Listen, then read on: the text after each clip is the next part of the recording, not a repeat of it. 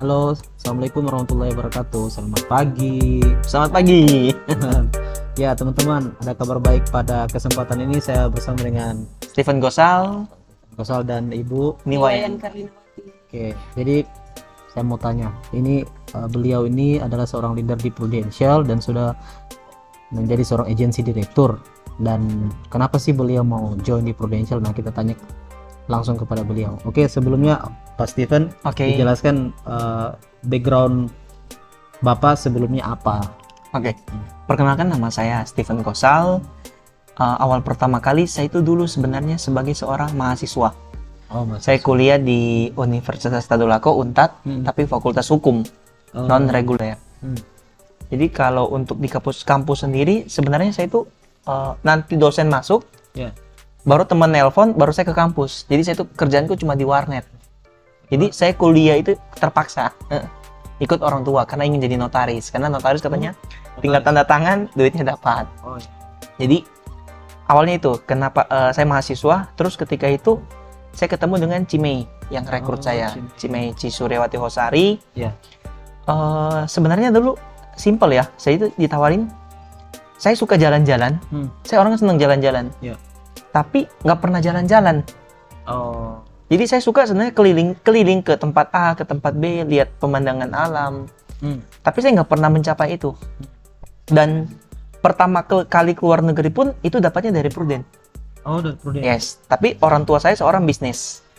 Jadi Bisnis. orang tua pebisnis toko bangunan. Ya. Jadi saya itu dulu sebenarnya sambil saya kuliah, saya juga sebagai seorang sales.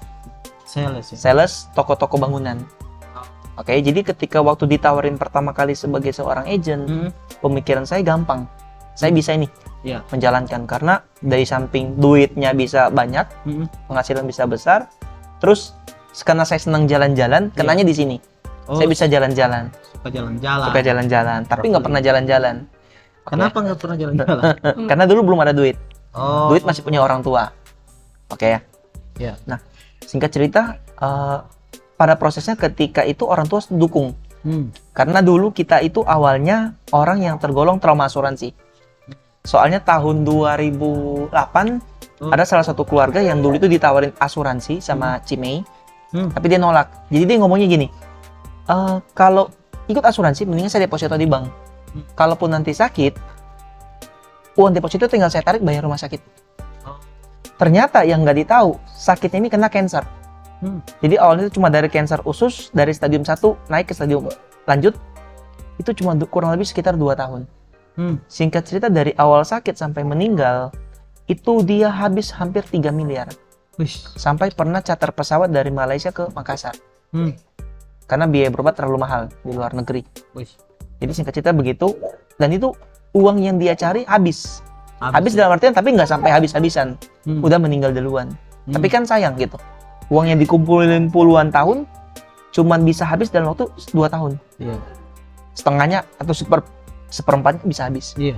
Nah, di situ mulai muncul pikiran, kenapa enggak nih saya jadi agent aja? Jadi ibaratnya saya mengerti, saya belajar supaya nggak masuk sama orang lain gitu. Jadi ibaratnya gini, saya masuk asuransi, saya sebagai agentnya tapi dapat potongan. Oh iya. Itu dasar pertama kali. Terus saya pikir juga setelah itu kan bisa nih nawarin toko-toko bangunan, langganan-langganan. Pemikiran awalnya jadi gampang nih. Relasi ada sekitar 200-an.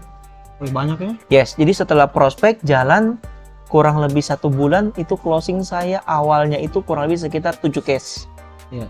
Dari 1 bulan? 200 toko, yes, dari 200 toko yang closing 7 case. Wis. Tapi setelah bulan pertama blank. Nggak tahu lagi mau jalan kemana. Nah, Terus? tapi seiring berjalannya waktu, orang tua lihat makin fokus ke asuransi, mulai ditentang.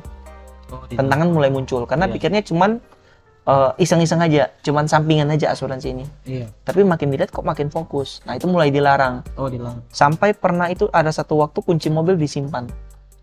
Wis. Kunci mobil disimpan itu mobil Innova. Sampai saya memberanikan diri cuma naik motor. Dulu motor Supra. Naik motor. Motor prospek. Sampai terakhir karena saya ada masalah di hidung, disarankan bawa mobil. Tapi saya naik mobil pick up. Jadi saya prospek itu naik mobil pick up. Jadi saya parkir. Dari situ ide muncul. Saya parkir, Saya jalan kaki, door to door. Oh, door to door? Yes. Sekarang setelah itu relasi habis. Iya. Toko-toko itu udah nggak ada. Dan saya memang sudah habis itu toko bangunan. yes, Oh, door to door. door to door. Seperti itu. Oh, Ya. lanjut. Sampai hari ini. Jadi saya itu dulu sering kayak saya memang mental spesialis door to door. Tapi door to door untuk toko-toko. Jadi saya senang masuk ke toko-toko. Karena mungkin dari background saya sales ya. Iya. Seperti itu. Tapi beda antara menawarkan barang ada fisik Iya. dengan menawarkan asuransi yang kita jual omongan. Iya. Yang belum ditahu kebenarannya ini benar nggak? Seperti itu. Tapi berjalannya waktu ya saya bisa bertahan sampai hari ini. Iya. Malah sampai bisa memberangkatkan orang tua ke Eropa, ke Paris. Paris kemarin. Yes, Tahun ada 2016. Mantap, Seperti itu. udah mau orang Singkatnya sih seperti itu sih. Iya. Oke, jadi teman-teman itu luar biasa. Jadi Pak Steven ini karena backgroundnya sales, jadi beliau suka door to door. Nah itu teman-teman, door to door tidak gampang karena butuh mental baja di situ. Nah oke, jadi saya kan sudah lama di Prudential. Yes. Hasil-hasil apa saja yang Pak Steven sudah miliki yang dari Prudential selama bisnis di Prudential? Oke. Jadi saya join di Prudential itu 2013. Ya.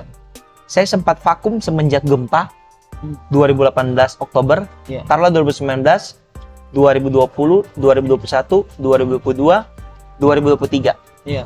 Jadi saya baru aktif kemarin di bulan Maret. Jadi saya selama 10 tahun saya sempat vakum 5 tahun. 5 tahun. Oke, 5 tahun saya vakum. Luar biasa. Oke.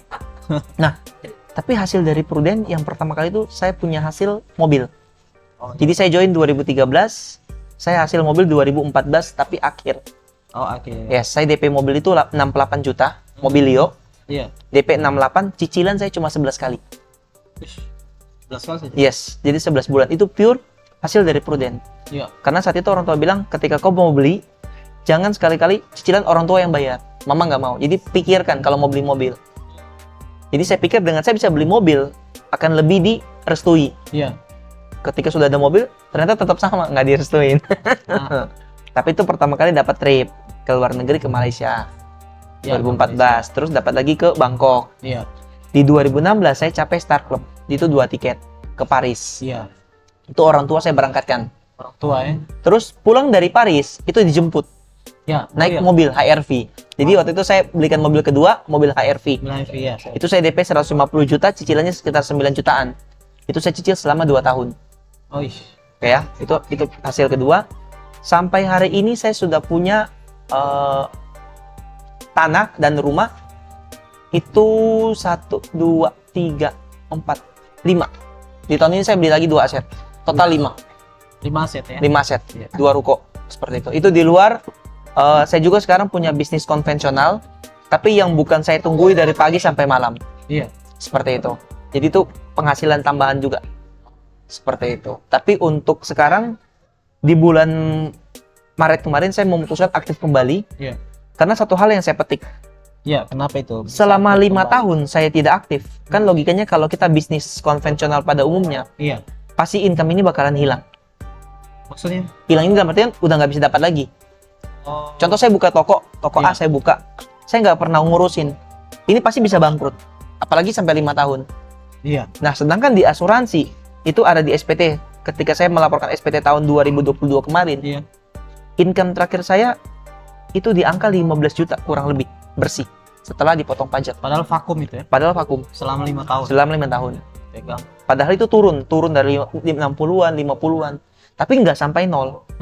Dan saya masih tetap terima komisi setiap bulan dari Pro. Iya. Jadi saya pikir saya nggak kerja pun saya tetap masih punya income. Iya. Lah, apalagi sekarang saya kerja, saya aktif kembali. Pasti bisa lebih luar biasa. Dan ternyata terbukti 2 bulan jalan padahal belum full, omset saya tertinggi untuk di Kota Palu. Iya, Seperti itu. Langsung closing besar ya. Ya, Cash. betul.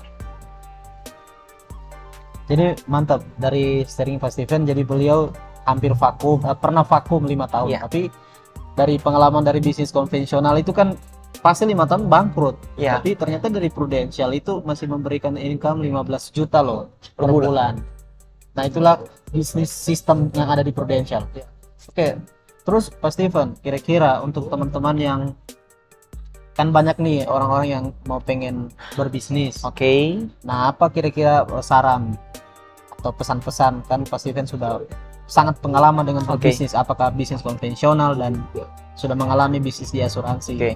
Buat teman-teman yang berbisnis, apa saran dari Pak Steven? Kalau dari saya pribadi, sebenarnya masalah apapun bisnis yang mau dijalankan nantinya, itu pilihan seseorang. Ya. Cuman ketika kita pengen berbisnis konvensional, itu ada beberapa faktor. Yang pertama, pasti kita harus punya modal. Iya. Yang kedua, kita harus siap rugi dulu.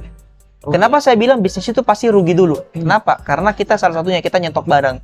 Kalaupun kita nggak nyetok barang, misalkan kita buka rumah makan, kita udah siapin gerobak lah, kita sudah siapin modal untuk beli kursi, meja, dan lain sebagainya.